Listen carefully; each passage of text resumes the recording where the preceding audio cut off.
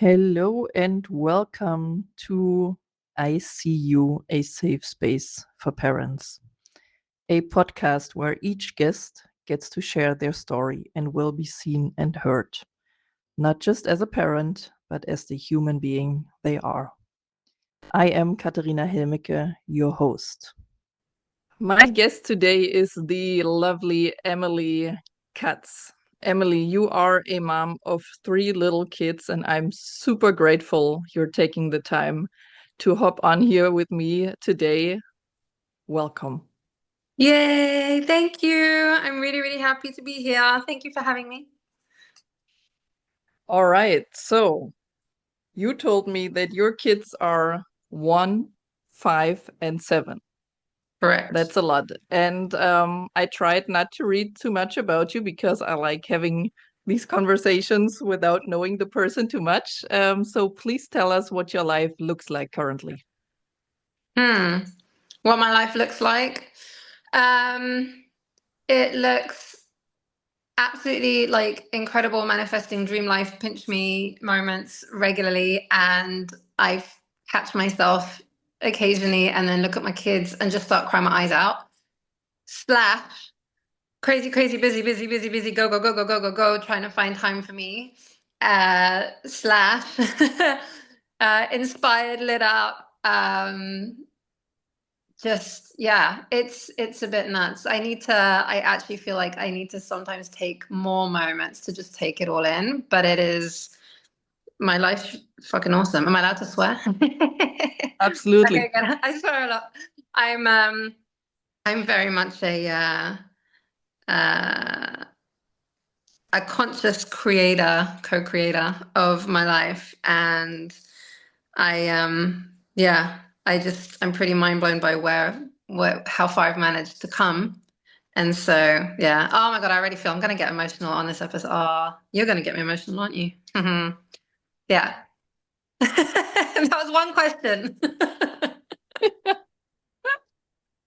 Yeah, and you already said that you sometimes look at your kids and then you cry your eyes out. Like, how do you manage with the life that you're living to actually take a step back and look at everything? Do you do that intentionally? Does that Yeah. happen? Yeah. Conscious, intentional pockets of like, hold on a second, hold the phone. Like, what the hell is happening? How did you get here? I very much intentionally make those moments happen. And then sometimes it does catch me by surprise, and those are freaking awesome when it's like, whoa. Yesterday I had that happen. Not yesterday, a few days ago. See, everything like when you don't even know what day it is. A few days ago I had that. I literally posted about it on Facebook. I got my period and I could barely stand. It was like, whoa, a big one. And I'm trying to keep up with the baby, and I was just like, I really need to eat. So I said to my 7-year-old, I was like, Leo, please will you cook me some breakfast? And it's the first, I've never asked him to cook me breakfast. And he looked at me like, really? And he's very good at scrambled eggs. It's like his specialty. And if I'm supervising, then I allow it. They really like to cook and bake and everything with me. So I said, yeah, would you make me scrambled eggs, please? And he looked at me and he thought, and he was like, only if. And I was like, oh, okay, what does he want? What's he going to bribe me with, right? Like, what toy does he want now or something? And he goes, only if you give me a really big hug after and a kiss attack. And I was just like, My oh, goodness. oh my God, are you serious right now? Like, he took me by surprise that's what he wanted. Is like, he'll make me breakfast on the condition that I then give him love and affection. And I'm just like, oh my God. So yeah, not that like I don't give them love and affection, I do.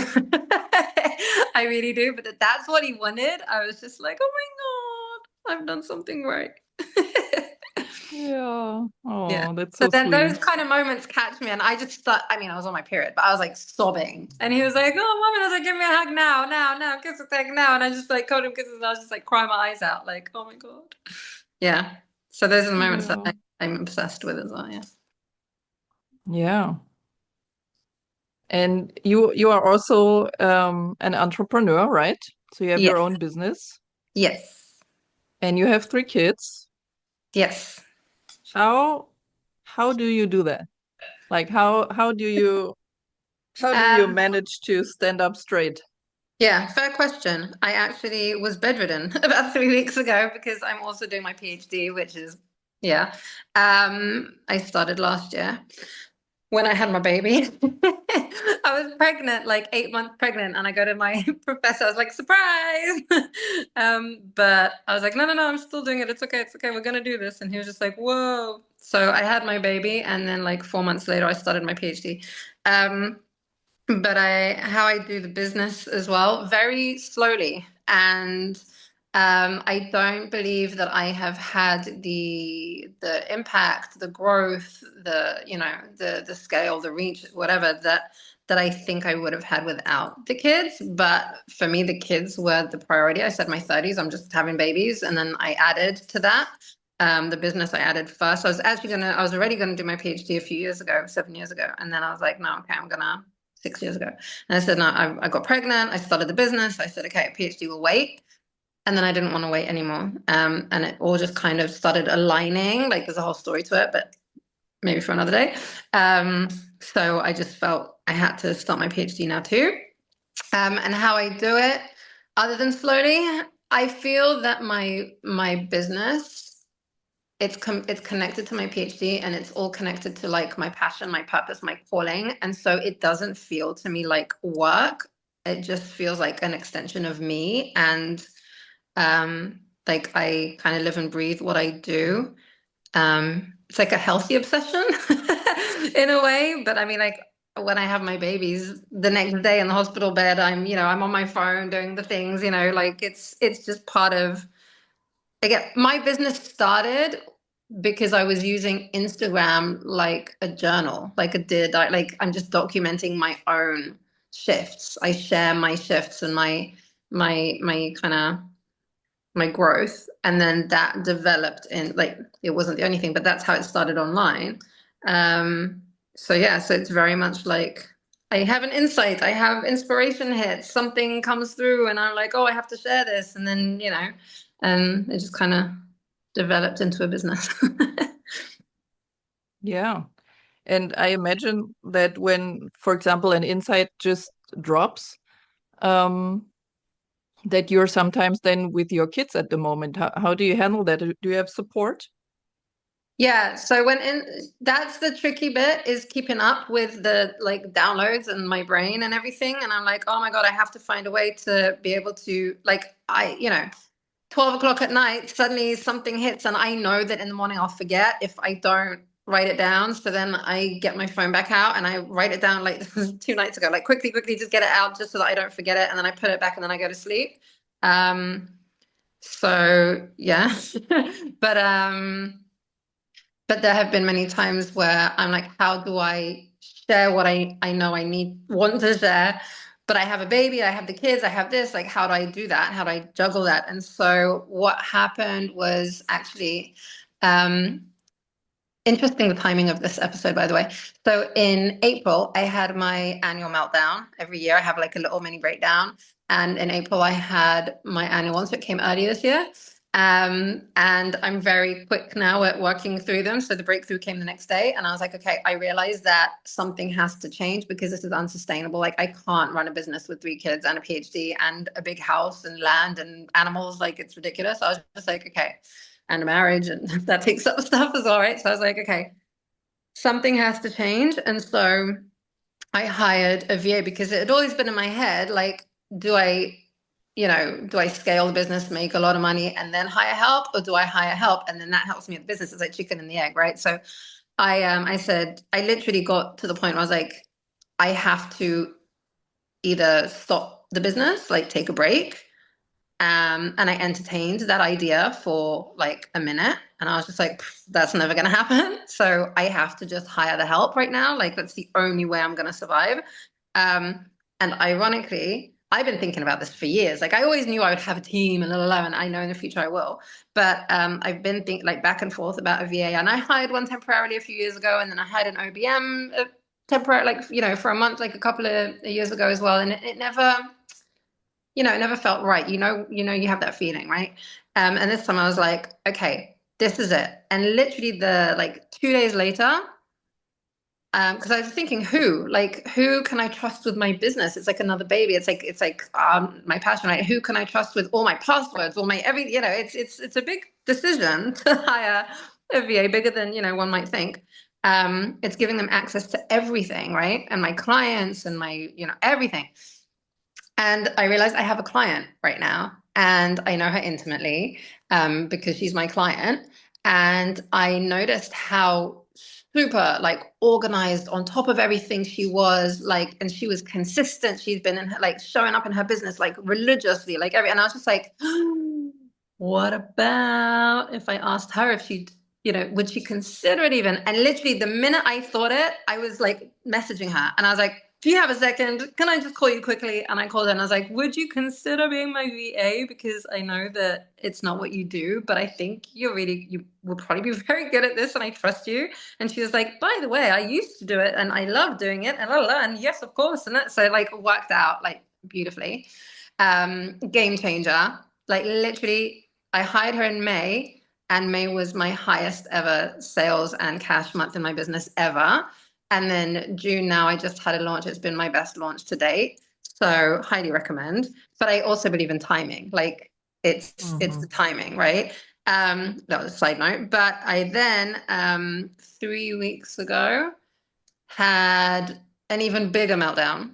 Like, it was a different beast. It was a nervous system crash, something that I haven't had happen to me since 20 years ago when I was in the army. I was in the military, and it was like that. And that happened in the military from just overexhaustion. I pushed myself physically like too much. One of the other soldiers, she'd fainted, so I was like carrying her weapon and her, blah, blah, blah, and like we were hiking for hours and hours. Yeah, so then like I crashed, my legs just gave out, and it was, yeah. They call it, like, I think it's like exhaustion basically.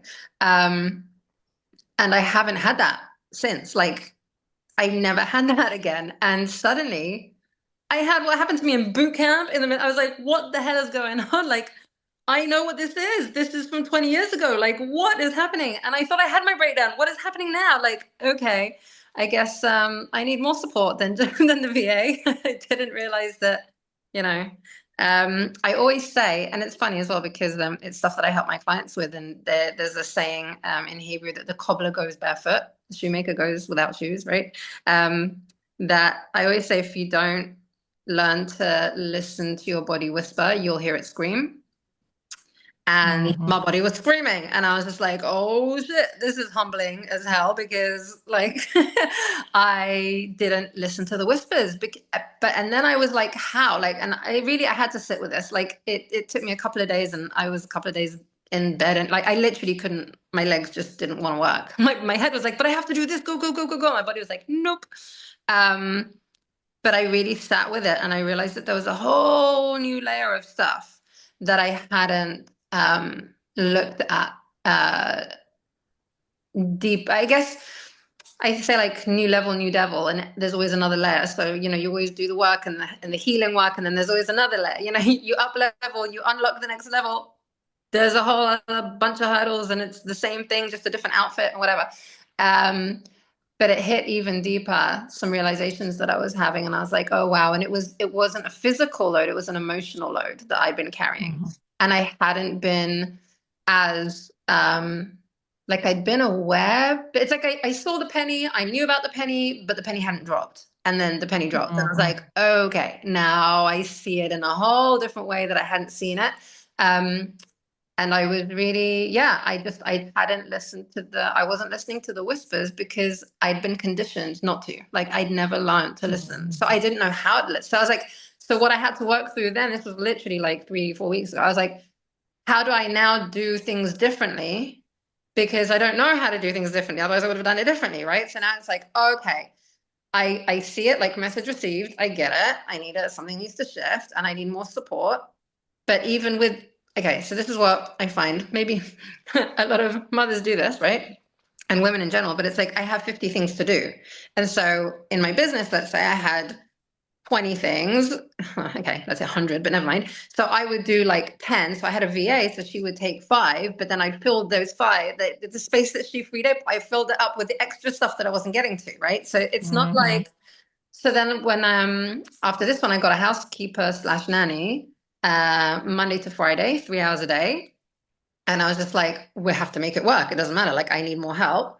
And but then I filled up that time. Like, I knew that I was going to fill up those 3 hours with more stuff. And so I was speaking to Chat GPT about this, and I found myself saying, like, the first hour she comes from 2 till 3 every day. That hour is for me. Like Mm. I'm not. I found myself saying, okay, so from 2 till 4, I'll work. And then 4 to 5, once I've got the main things done, then I'll give myself, and I was like, and I caught myself and I said, no, if my stuff comes after, then I'll never get there.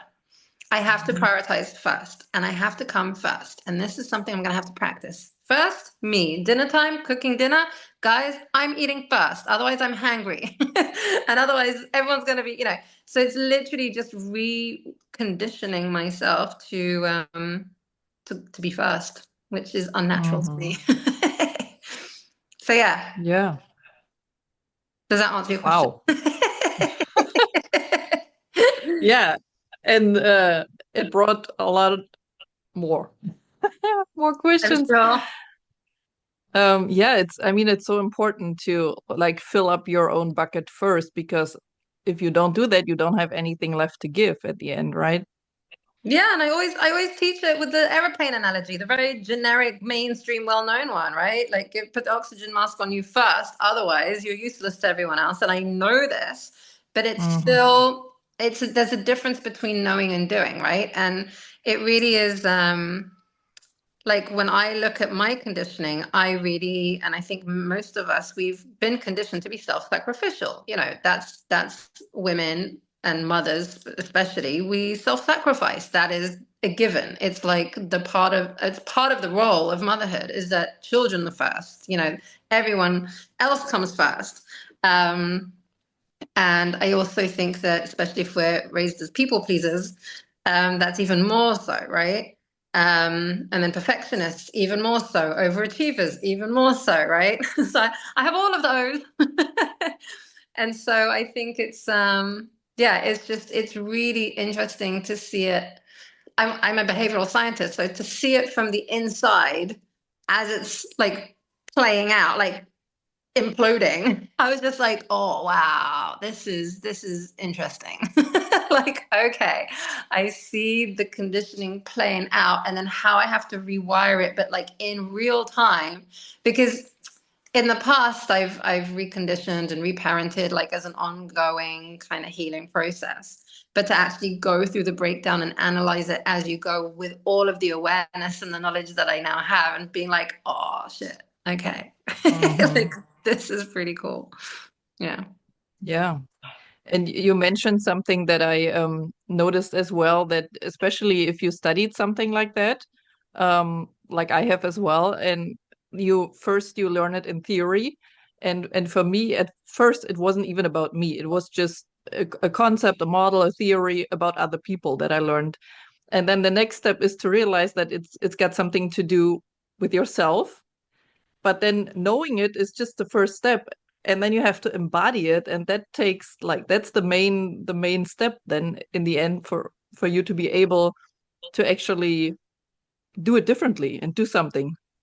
Well, it's interesting that you say, because I actually had it happen the other way around for most of my adult life, where I went through a whole bunch of shit, and then I started taking matters into my own hands. So I learned about, psychology, self-development, self-healing, CBT, positive psychology, all the different pieces, self-help. And I was studying it all to try and help myself, because I kind of gave up on mainstream therapy and meds and everything. And I was like, okay, this has helped me, like, survive, but now I want to actually change things, and I want to take matters into my own hands and figure shit out. Because I remember going to my last shrink and saying, like, help me with this and this and this. She was just like, I don't do that. And I was like, but I want tools and I want change and I want this. And she's like, but I don't do that. And I'm like, I was so frustrated. So yeah, I was in like 8 hours on Google. I remember I was Googling identity crisis or something. um, No, but I ended up really deep diving into self-healing. And then that's how I started reversing my diagnoses. I started healing my PTSD and my borderline and my addiction. And, slowly I really started just changing everything. So it really was like experience first and then learning and then applying it, having been through everything. But then now actually going through like the breakdown while having the awareness and then seeing it play out was just a new experience. It's like, oh wow, this is. I remember in the breakdown in April, I was thinking like, oh, now that I'm in it, it's really hard to see out of it. Like I was really analyzing. I was like, this is why people find it so hard to like see past it and get out of it. Because when you're in it, it's like very consuming. Mm-hmm. And I do find like I know even when I'm not okay, I'm okay. Like I have that very solid foundation for myself. I've built it like blood, sweat, and tears. Like I figured that piece out. And but I when I have those breakdowns, I'm like, oh, it's like reminding me like this is how it feels when you feel really shook, you know? Um, but yeah, but this big one, that was a doozy. I was like, whoa. And I can really imagine as well how people who don't have the knowledge and don't have the awareness and don't have the tools and don't have the information and don't have like they don't understand what's happening because like I didn't back when I had PTSD. I was like, when you don't understand what's happening to you, that amplifies everything. Just it makes it Mm-hmm. that much scarier and harder, and like you feel so powerless. And yeah, that's really kind of the core of my work. Actually, it's to really try and help empower people, educate, empower, equip. But it's the giving people back the power, the sense of like like I know what's happening, and so I know what to do. um, Mm-hmm. but yeah. Yeah. So you said that you years ago tried some traditional therapy and Hmm. that didn't work for you. So you went on your own journey, did some research. Is that correct? Yeah, so I started going to therapy when I was about 15. Um, and meds, I probably went on my first meds, I think I was 17, um, until 28. So a good 10, 12 years. I was in the system as a patient, a patient of the mental health system, traditional talk therapy, traditional meds. Um, and it was a lifeline. I really believe that, it matters. It's important. But I do believe that it is a first step, like a first stage when someone's in crisis, therapy, meds to function okay, right? But my kind of criticism with the mainstream solution is that it's not really a solution. It's just symptom management, right? Mm-hmm. And with traditional therapy as well, it's bringing the unconscious to the conscious. It's holding a safe space. It's validation. It's feeling seen, feeling heard. Again, all really important pieces. But then what? Like, I feel that the next step is then, okay, I've got the awareness. I've got the validation. I feel seen. Everything's good. Like, now I want more. Like, now I want the next piece. I want the tools. I want the action. I want the change. I want the like actual shifting, like transformation. And again, meds good for symptom management, good to get you functional if it's really impacting you that negatively that you can't function, but it should be temporary. It shouldn't be like, okay, this is now for life. I'm just going to be on antidepressants or whatever. Like, I believe that the amount of people that are on mental health, like meds for their mental health, meaning anxiety, depression, those kinds of things, um, are way, way, way over prescribed and for longer than necessary. Like I had a client, I remember she said to me, she said, I wish that when I went to the doctor at 16 with my anxiety and insomnia, that he would have sent me to someone like you first. But she was on sleeping meds and benzos, anti-anxiety, like really strong benzos. I think sleeping meds from 16, benzos from 19. She came to me age 30 and addicted to the benzos. She'd been on them for 9 years. You're supposed to be on them like a few weeks max, you know? Mm-hmm. And she was never told that they were addictive. And they also stop working. So by the time she came to me, she's on sleeping meds, benzos, gummies, extra whatever, still having panic attacks and still having anxiety issues and still not sleeping very well. And, and it was just to function. And when she said to the psychiatrist, she said to me, like, she wanted to come off the meds. So I was like, only with doctor supervision, whatever. But, I helped throughout the process. So she went and she said that the psychiatrist said, why? When she said she wants to come off the meds, she's like, why? And for me, this is just like, I get very passionate about this stuff. By the way, it took about a year, but she's now been a year and a half off the meds, all the meds. Oh, Yeah, she's been off the nice. meds. She had withdrawal for quite a while. That again, no one told her there'd be withdrawal, but like serious, side effects from that. But yeah, and sleeping. I was like, girl, you sleeping? She's like, I slept 8 hours last night. And I'm like, oh my God. Like the fact she didn't even believe that she'd be able to sleep like a normal person, like, can you imagine from 16? Like, anyway.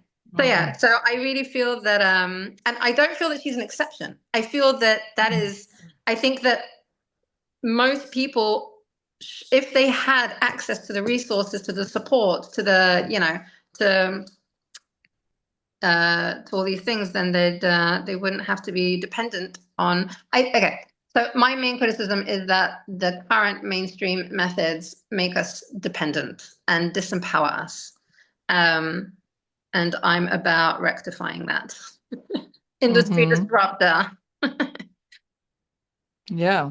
So in your business, you're helping a lot of clients, and then in your private life, you're guiding your 3 children. Do Hmm. you have someone who supports you, who guides you, who helps you through those yeah, I mean, life For events? everything. My husband is incredible with my personal stuff. Like with, he was really helpful with a lot of the healing processes that I went through when we started dating. And just now as well. Like he's very good. Um, and I have support. I have my mom. She comes and helps out. She's here now. She's in the kitchen with the baby and cooking.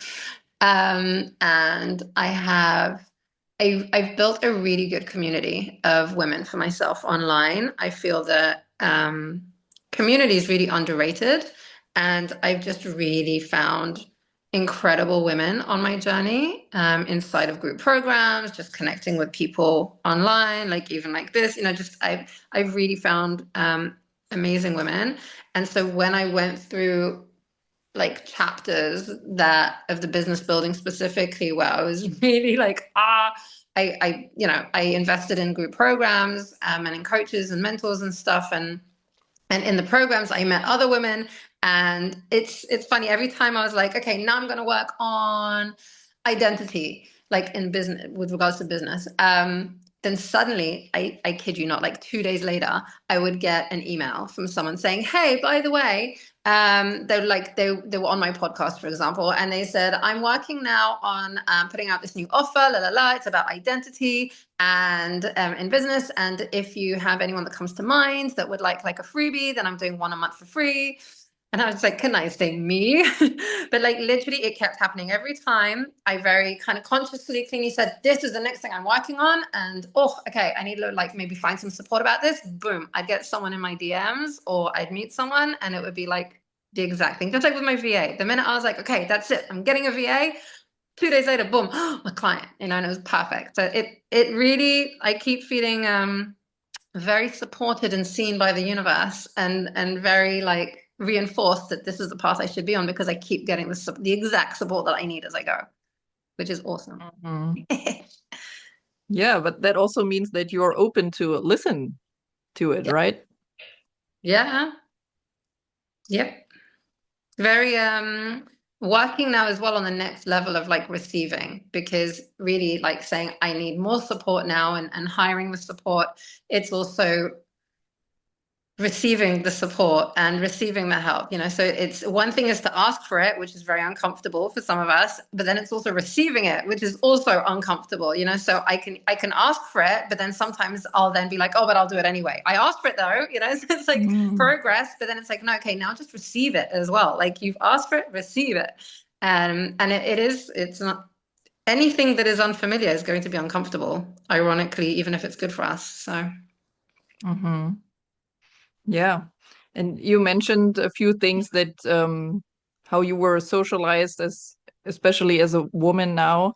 And now you told me that your mom is helping out a lot. How is that going between the two of you? Are you in open communication about those things? yeah, I actually, after my nervous system crash, I sat and spoke to her about it, that I really believe it's predominantly like second generation codependency. Um, because I'm not in a codependent relationship, because usually in codependency, the partner is an addict or a narcissist or something of the sort, and my husband is neither. And so I'm like, I'm not in a codependent relationship or a classic textbook codependent relationship, but my behaviors have a codependent kind of tendency, right? And I was like, oh wow, and I know that it came from my parents and what I learned in my environment, but being able to, talk to my mom openly about that was something that I was a bit hesitant. I was like, oh, do I bring this up? But we're at the point where, like, I'm nearly 40, and they know now everything. And so yeah, I was able to talk about it to her, and I think she found it interesting. But but no, she's been amazing. She's ever since I started having, when I had my first when I was pregnant with my first, she left my father, and then that's when she was able to come and help us a little bit more. But yeah, so Mm. she's been living with us, and she moved. We relocated. She came with us. My father came as well, but they're separated. But my mom, she lives down the road. She comes over every day. Mm-hmm. Yeah. And so you've got a little more help Hmm. um, now in your life, and you told me that you take this 1 hour just for you. Yep. And what do you do to fill your own battery? Um, well, the days that I managed to take, it was half an hour in the end because I'm still feeling uncomfortable with it.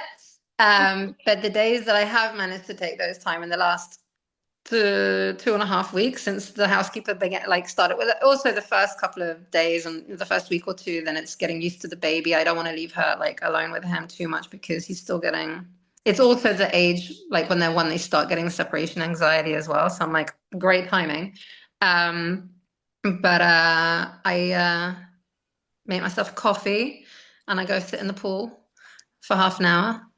And I try not to take my phone or have it on the side. But again, like, I suddenly get a minute to myself, so I have all the ideas, and I'm like, oh, I gotta get this out, gotta get this out. But at least I do have that time to myself. In the past, when I've taken time out for myself, it was literally maybe once every couple of weeks. I'm going to have a bath. Meaning I shower, but it's like speed shower, right? Like, I'm very efficient. Like, I need to have a shower. So it's like 2 minutes, just soap on, water, wash it off. That's it. Like, and get really used to that. But then my indulgence would be I'm having a bath, and it would be like a 45-minute thing.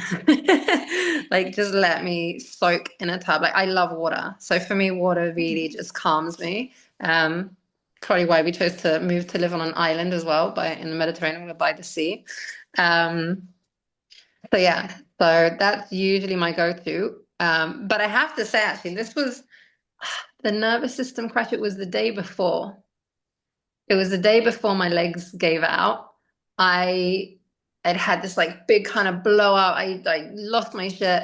The next day, I was like, I'm going out. Like, I said to my husband, take the baby, I'm going out, because I never do that. And I went out.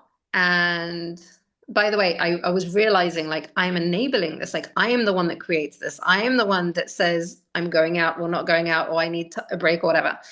So it was just kind of the realization of not having done that. Anyway, I gave him the baby and I went out. And I was like, okay, I have about half an hour before I have to go pick up the kids. What should I do? Oh, I want to go into this shop. Let's go into the shop. No, I want to go to the beach. Okay, hold on. I went in the shop. I came out the shop. I'm going to go to the beach. I went to the beach. I'm like, hold on. I'm hungry. Let's go to the supermarket and get something and I'll eat that on the beach. Okay, go to the supermarket. No, wait, there's a coffee shop at the beach. Let's go to the coffee shop. I went down to the coffee shop. I got halfway down the stairs. I'm like, hold on. That coffee shop doesn't have the coffee that I like. That one has a better one, but that's not on the beach. So hold on. So I went back up the stairs and I'm standing in the road like, I don't know what to do. And I was just like, oh my God, I haven't had half an hour to myself in a year, like since having the baby, where I can just do whatever I want. But I was like, I don't even know what to do with that. How do I choose? I want to do all these things. I don't know what to do with half an hour. And that was a big kind of penny drop moment. I was like, oh shit. Yeah. And then that was when the nervous system crash was starting to kick in. And then the next day, boom. So yeah. Yeah, So now that usually. I'm very much aware now that I have to take half an hour to I have to take breaks. And so this is my new norm Mm. and it is getting very quickly, it's becoming comfortable. I'm loving it. But yeah, I usually just go to the pool or down to the beach. Yeah, that's what I've been doing. Yeah. And from a psychological point, it's super important to do that consistently, not Mm. just not just a big chunk every other month, but ideally daily, even if it's 5 minutes, but ideally daily, something to just breathe for a Yeah. moment. No, so in the last few weeks, it has been daily where I've said I need a break. And that can include even just going to lie down. The first week, I had to nap in the middle of the day, which I never do, because my nervous system was really trying to like just recover. So I was still in recovery and napping at literally, I think yesterday was the first day I didn't nap.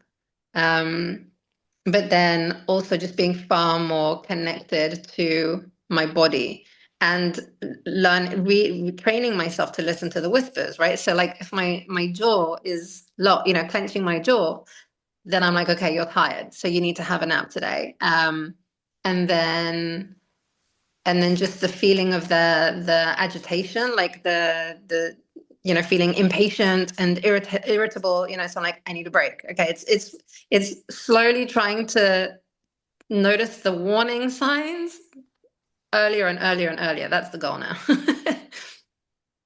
Yeah. I would guess that also changes your interactions with your children. Is that true? Yeah. Well, I've always been very communicative with my kids. I was actually kind of worrying whether it's too communicative, really, like based on how age appropriate it is for me to be sharing with my children if I'm overwhelmed and like I don't want them to feel like they're any kind of so I'm studying a lot of child psychology whenever I can just to make sure that I'm not making any mistakes, but we're not perfect. We do our best. But I am trying to be as educated as I can about it all. But I do communicate with them. I say, like, if I'm tired, then I'm going to be grumpy. I'm going to be less patient, and I always repair. So if I do snap because I'm impatient, then I'll say, I'm really sorry. I'm just really tired. Come give me a hug, or like give me, I need to like step away for a minute. I'll come back in a minute and I'll give you a hug, la la la. And I'm very big on expressing emotions and identifying what the emotions are. So like my 5-year-old, he'll like have a meltdown, crying, and I'm like, what's wrong? And he's like, I'm tired, or like, I want attention, and I was just like, I'm very impressed that he's 5 and he's Oh. able to identify, and communicate what his needs are. I was like, okay, this is good. Um, so yeah.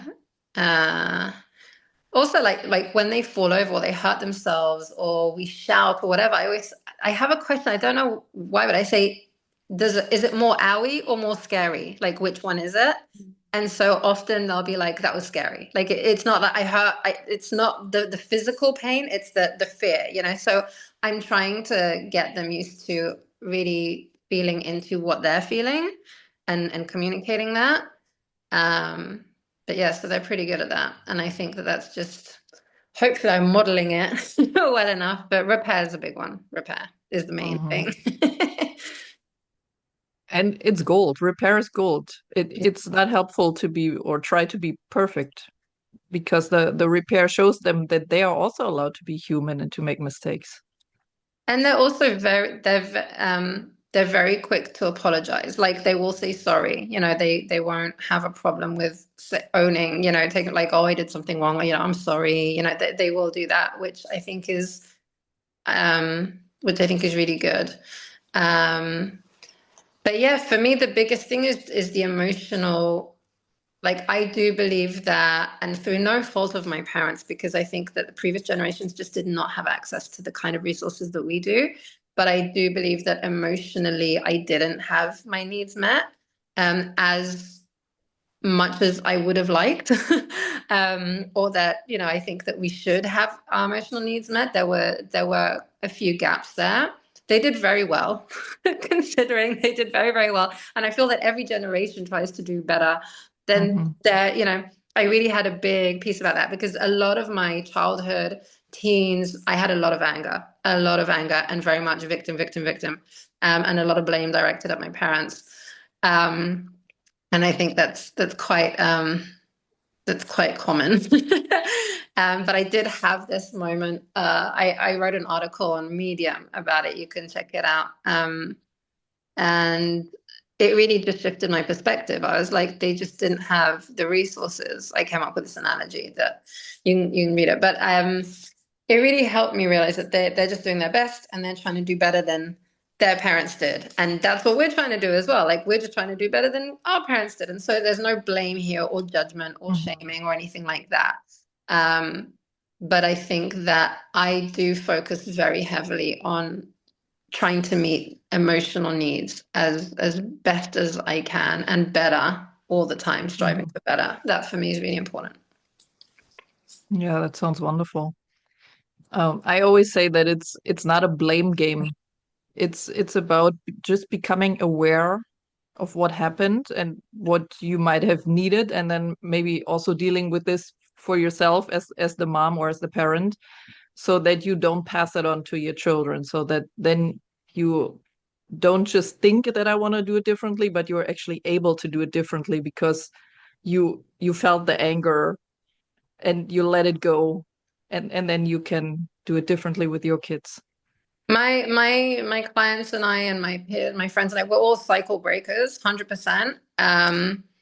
But I also very much have found personally, at least, I don't know if it's everyone's journey, and this is part of my PhD as well, that I'll probably end up looking into this as well. But for me, one of the things that really helped me change was understanding.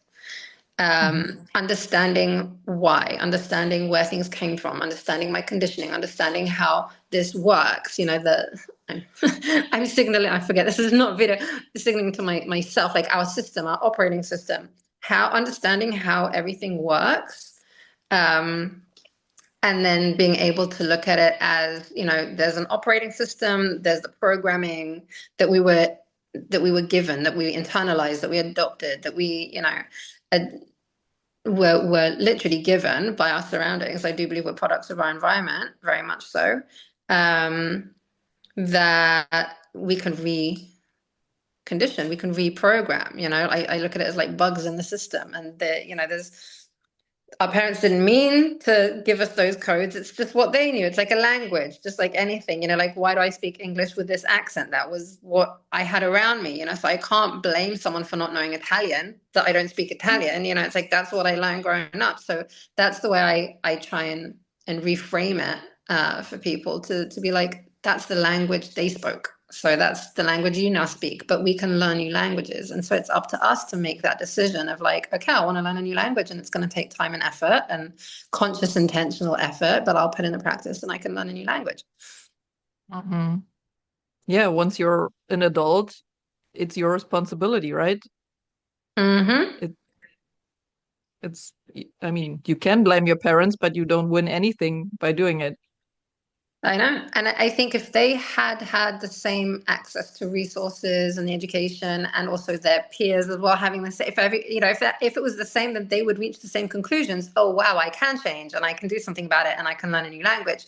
But they believe like, oh, you can't change. People don't change, and you can't teach an old dog new tricks. And, this is just the way I am. And this is it all, that's the way previous generations were taught, and that's what they believe, and it's a very fixed mindset. But I believe that our generation has more of a growth mindset. We're a little bit more open, thanks to the internet and things like that, you know. So I just think that it's we're lucky, you know, we get to Mm. break the cycle, and that is, you know, a privilege and an honor that we get to do, for our parents Mhm. as well, and for our children, obviously, primarily, but for ourselves too. We get to do that. It's awesome.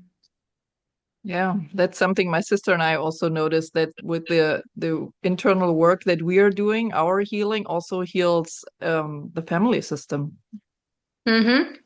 I really do believe, just like with the language piece, right? We learn by example. And so we also lead Mhm. by example. We lead and we learn by example. And so whether it's intentional and conscious or not, you're still leading by example. The people around you are going to Mhm. be learning from you. And, you know, we're impacting everyone in every kind of interaction that we have. And so the more conscious and intentional we get about how we lead ourselves and our lives, the more of a ripple effect and a positive impact that will have, you know, to the people around us, our children, our parents, our friends, everyone.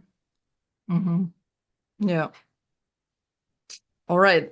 I would love to know what your favorite thing is about raising three boys, or your three boys. My favorite thing, wow. Um, One thing that would be my favorite. I mean, I love so much about it. I love the love. Mm. I mean, love is one of my first core value. Love, health, growth, integrity, meaningful work. But love for me is just everything. So the love that they give me, the love that they have for me, the love that I get to give them, that would be probably my favorite thing. The fact that I get to mm, influence and impact these future men in a positive way is another piece. Like I'm raising men, and we need good men in the world. You know, Mhm. that's another favorite. Um, the fact that my body made them is mind-boggling to me. Like I'm just in awe of nature. I think the first time I was pregnant, I remember with Leah, I was looking in the mirror and I was like triple the size, right? that I usually am. And it was the first time I ever truly felt beautiful. When Mm. I looked in the mirror and I had this giant belly, this giant butt, this giant everything, like everything slowed. And I was about 8 months pregnant. And I remember it like it was yesterday. And it was the first time I truly felt beautiful. And it was just the awe of nature and of life and of human bodies and the woman, the female body, like women, like it just, I was just like, this is fucking amazing. Like this is beautiful. Like that for me, I remember that was a favorite. The fact that like literally they come out of us. like I don't know. It's just I don't know. I think it's very much part of my spiritual initiation into the wonders of just like the magic of life, of humans, like the fact that so much is unexplained and yet, you know, we're living, breathing things and they can't, like how it all happens. It just blows my mind. I don't know how to articulate it any better. I apologize. But yeah, that's definitely a favorite. The things that they say, they're so funny and they're so fucking cute. Oh my God. Like just my favorite age is probably around 3 when their personalities are really starting to come out and the words are really starting, you know, sentences have formed and they're really like coming into them. Like I think around age 3, that developmental like chapter there is just, I love that stage. Like literally want to explode with love. Um, yeah, a few favorites. Yeah, that's beautiful. And the word that came to mind when you were talking about like being pregnant and giving birth was divine. It's divine. It's divinity. Yep. Yep. That's like a motherfucker, but yeah, divine. Yeah. Yep. Yeah. And how do you handle the daily stresses? Because those are three little human beings that are still learning all the skills, all the regulation. It's gonna take a while. How do you deal with that? I shout more than I would like to, and I eat more than I would like to. Those are my current crutches. I'm very honest. But I also have a lot of grace around those. Um, but I think it's some of the things that I really like to do is communication, but also having as much fun as possible. I feel that when we sing a lot and we're silly a lot. But for example, my kids every evening, the older two, would really resist hard, like brushing their teeth and getting ready for bed. And it's like, I don't understand why this is so difficult and why this is such a big drama every night. Like we do it every day. They know it's coming. Like, what the hell? And I stopped fighting it and I realized let's just try and have fun with it. And so we have the choo-choo train where they get on my back one at a time. They wait there, like they wait at the station. And I'm like, choo choo, it's a bedtime train, choo choo, and I take them, we do brush teeth, and then we take them, and then like putting the pajamas on, it's like we find new and silly ways to get the pajamas on them. Um, Drama free. And it literally saves so much time and so much shouting and so much energy. Like it's that extra energy expenditure to come up with the creativity and the play, and it's that extra added energy to actually implement it when you're feeling depleted at the end of the day. But it's so worth it because you end up creating beautiful experience, beautiful memory, and um, much easier and less, conflict, basically. Mm-hmm. So that for me has probably been quite a game changer when I remember to and have the energy, because it does take energy. Um, the energy expenditure is doing something out of the familiar. That is the point. Because the familiar is the automatic default. I'm just going to snap. I'm just going to lose my shit. I'm just going to whatever, just going to be in adult mode, treating them like an adult. But when you realize that they're children, that it's difficult for them to transition from one thing to another thing. They don't want to end the day. They don't want to say goodnight, and then they want attention. They want so when you realize like this is all that they want, and you can meet that need for them, but it's outside of what you would default to, that's the extra energy that it takes. But at the end of the day, it's a lot less energy spent to just do that. Mm-hmm. So making that the norm has been that has been a goal. um Something that I try to do as often as possible. So that I think is the piece that helps me the most with managing, the kids and the things, the stresses, Mm-hmm. getting Yeah. creative and silly. Mm-hmm. That's brilliant. Thank you. Because if you don't do it and then you end up in chaos and someone screaming, it takes even more energy. Yeah. And more time. Like it literally, if I say to them, get on my back, let's do the choo, like, and I just start saying choo choo, da da da, then like it takes literally 5 minutes. And I've said to my husband, if you make it fun and brush their teeth and put the pajamas on, it will be done in 5 minutes. If you fight it, conflict, shout, get it done, blah, blah, blah, it will take half an hour with a lot of tears and a lot of shouting. So what is the easier way? Mm-hmm. But it's actually easier to our psyche, to our operating system, to do the conflict way because that is the Yeah. default. So it's, yeah. Yeah, the familiar. Mm-hmm. So far, but you can unlearn and relearn, right? Yep. Make a new familiar, refamiliarize yourself with new things Mm-hmm. till it becomes a new norm. Mm-hmm. Yes. Do you feel seen and appreciated as a mom in your Yeah. life? Yes, I do. Wonderful. By whom? By myself, first of all. I always say I have me. By my kids and by my husband. very much so, increasingly, because I've realized as well that I've been enabling the not being seen. Mm. Um, I think that when you are raised to be like self-sacrificial, um, and you're the one that just carries the load all the time, then that's just a given, right? So you then project outwards that everything's fine when you're carrying all the stuff. But there's no way of anyone external then knowing that it's heavy if you don't show that it's heavy. So I really Mm. realized how much we enable that reality by just taking it on without then saying, this is hard, this is heavy, help me, I need a break, I need a bit.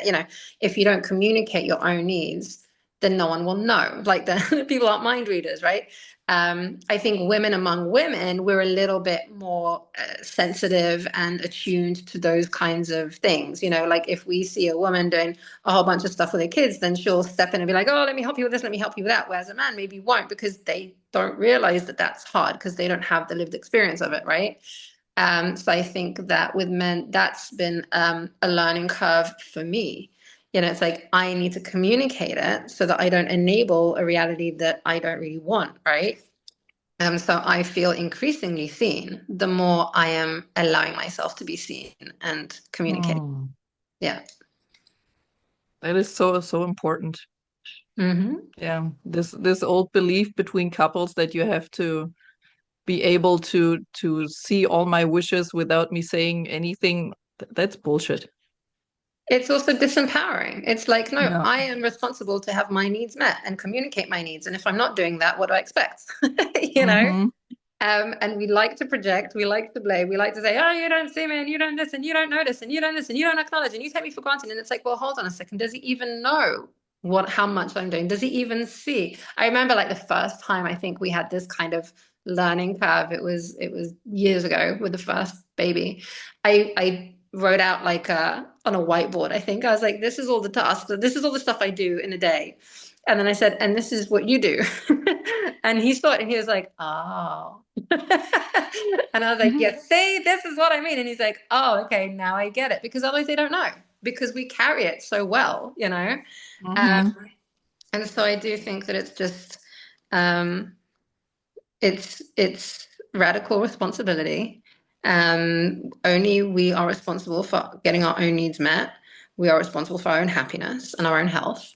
Um, and yeah, I think like once we communicate that, we then get a lot more acknowledgement and recognition and appreciation and seen, but we have to be open to receiving that and asking for that in a way. It's Mm. just a different way of functioning and operating because it's different to what we've been taught. So yeah.